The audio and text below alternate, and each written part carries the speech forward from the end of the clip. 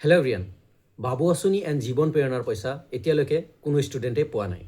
Doctor Himanta Biswa Sarma ছাৰে কৈছিলে 1 আৰু 10 ফেব্ৰুৱাৰীৰ ভিতৰত বাবু আঁচনি পইচা, 10 ফেব্ৰুৱাৰী তাৰিখে জীৱন প্ৰেৰণাৰ পইচা আৰু 11 তাৰিখে জীৱন অনুপ্ৰেৰণাৰ পইচা মুকলি কৰিব, বাট এতিয়ালৈকে দিয়া নাই। চ' মই ৰিকুৱেষ্ট কৰিছোঁ, please each and every student এই ভিডিঅ'টো পাৰিলে প্লিজ শ্বেয়াৰ কৰিবা and each and every student মন কৰি শুনিবা।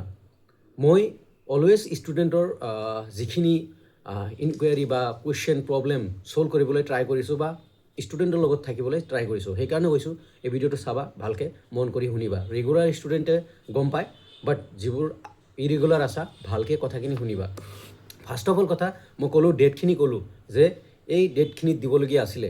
আজি হ'ল 20 তাৰিখ, আজি অৰুণোদয়ৰ পইচা দিয়াৰ কথা আছিলে, বাট অসম গভৰ্ণমেণ্টে কি কৰিছে, এই ডেটটো এক্সটেণ্ড কৰিছে।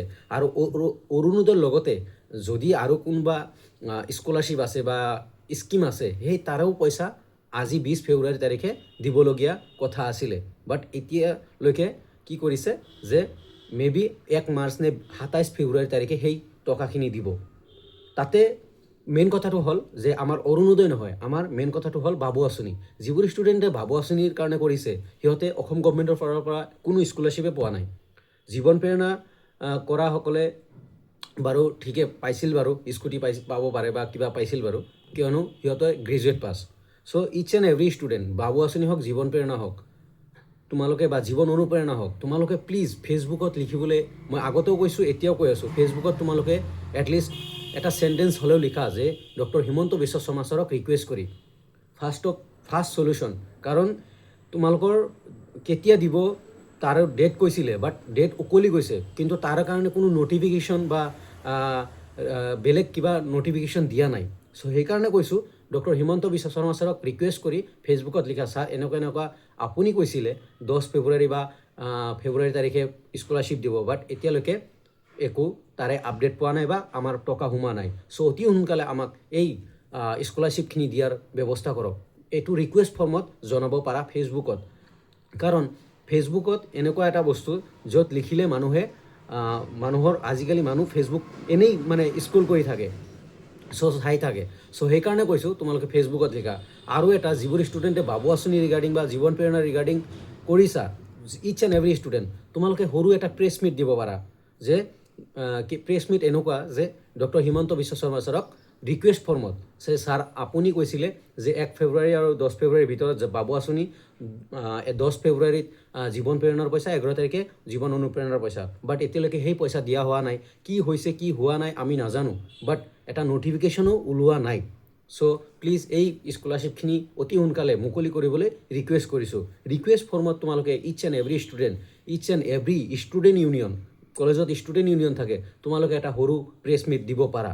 এই দুটা চলিউশ্যন মই ভাবোঁ, এই দুটা চলিউশ্যন দিলে কিজানি মেবি অসম গভৰ্ণমেণ্টৰ মানুহৰ সন্মুখত যাব বা ডক্টৰ হিমন্ত বিশ্ব শৰ্মা ছাৰৰ সন্মুখত যাব বা ডক্টৰ ৰণোজ পেগু ছাৰৰ সন্মুখত যাব, তেতিয়া এটা একশ্যন হ'ব বা তেতিয়া কিবা নহয় কিবা এটা নটিফিকেশ্যন দিব। বাট এতিয়ালৈকে আজি 20 ফেব্ৰুৱাৰী, এতিয়ালৈকে কোনো নটিফিকেশ্যনো পোৱা নাই, কোনো আপডেটো পোৱা নাই। বাট এই আজিৰ কথা আছিলে যে আজি ষ্টুডেণ্টে পইচা পাব, বাট আজি কি কৰিলে, অৰুণোদয়ৰ কথা, অৰুণোদয়ৰ লগত মানে বাকী যিমান আছে অৰুণোদয়ৰ লগত দিব বুলি আশা কৰিছিলে বা দিব বুলি কোনোবা এটা নিউজত বজাইছিলে।